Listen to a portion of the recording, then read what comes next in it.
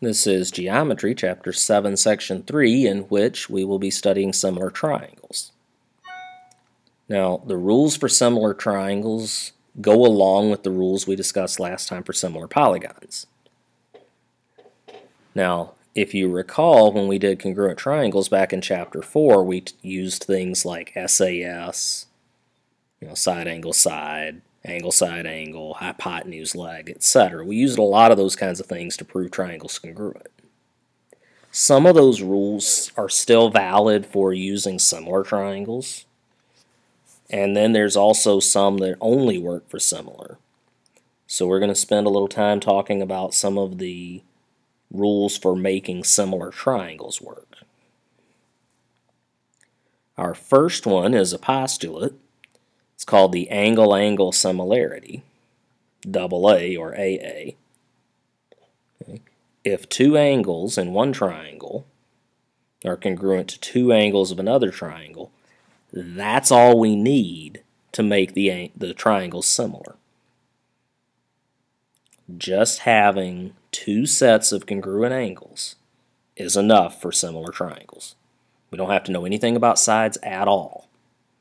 As long as two sets of angles are congruent, we're in good shape.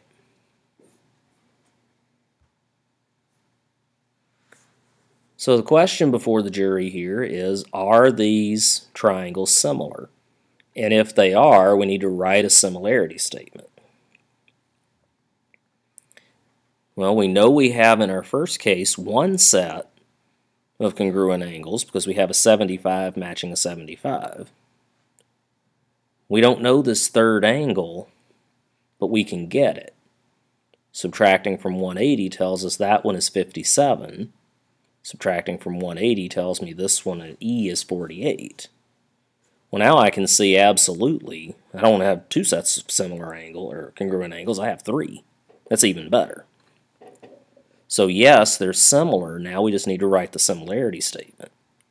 J matches O, W matches N, and P matches E. So triangle JWP is similar to triangle ONE. Now consider our second one here. We have some parallel lines, as you can tell from the arrowheads. That means corresponding angles are congruent. So those two angles are congruent. And then these are as well. You could also do the reflexive angle P here. But we have at least two sets. That's good enough for me. Now we just have to match them up. PQT matches PRS. Those are similar triangles. They're not congruent, but they're similar. Okay. We have the side-side-side similarity, which is theorem 7-2.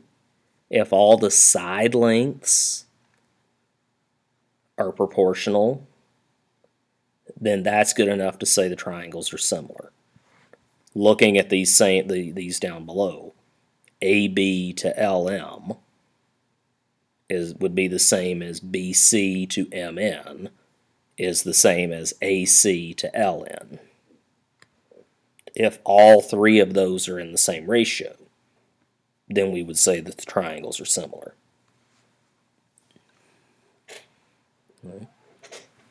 Theorem 7-3 is another one that seems familiar, SAS, side angle side. But remember, the lengths have to be proportional. They're not necessarily equal. In fact, they won't be for what we're doing here. But if we have two sets that are proportional, two sets of sides, and then the included angles are congruent, that's good enough.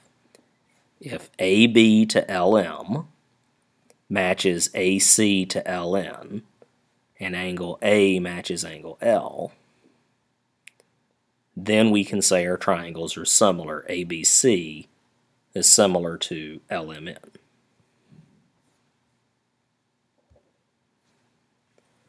So again, they're going to ask us, are these triangles similar? And they're going to ask us to, if so, write the similarity, and then how do we know? Okay. Now here, I know angle O matches itself. OM is 8. How long is the side of the big triangle? 12. So 8 to 12. 8 over 12 reduces to 2/3. On this side we have 10 to 15, which also reduces to 2/3. So the sides are proportional. The angle in between is congruent to itself, reflexive. So yes, we can say these triangles are similar. Triangle MON is similar to POQ. And we can say they're similar because of side angle side. Okay, what about over here? A little inspection, 6 definitely matches 12. They're in a good ratio, 2 to 1 or 1 to 2. 10 and 20 are also in a 1 to 2 relationship. And 11 to 22 also is a 1 to 2. Since they're all 1 to 2, that's an indication that they're all similar by side, side, side. Now it's just a matter of getting the orders. If we say A, C, B, we went on the 11 side first. Well, who did the 11 correspond to? The 22.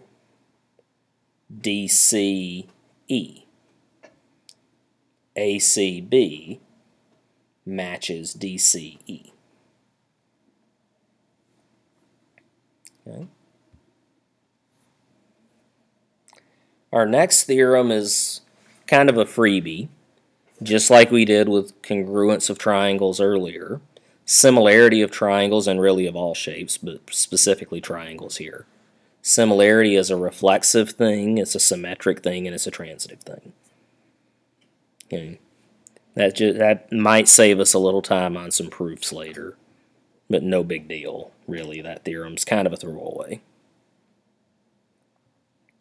So our job in this problem is to find the lengths of MP and QP.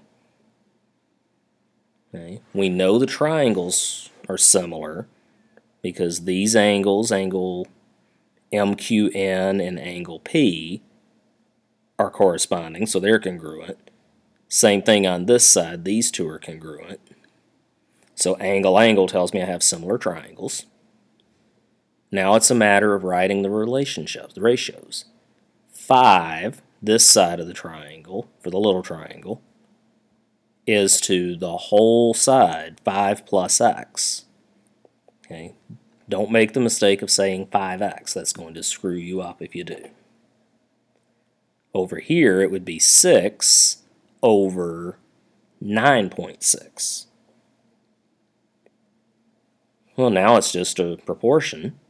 Cross multiply, distribute, subtract, divide. And now we know how big x is.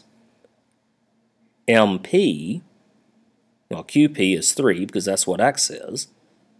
And MP is 5 plus 3, a total of 8.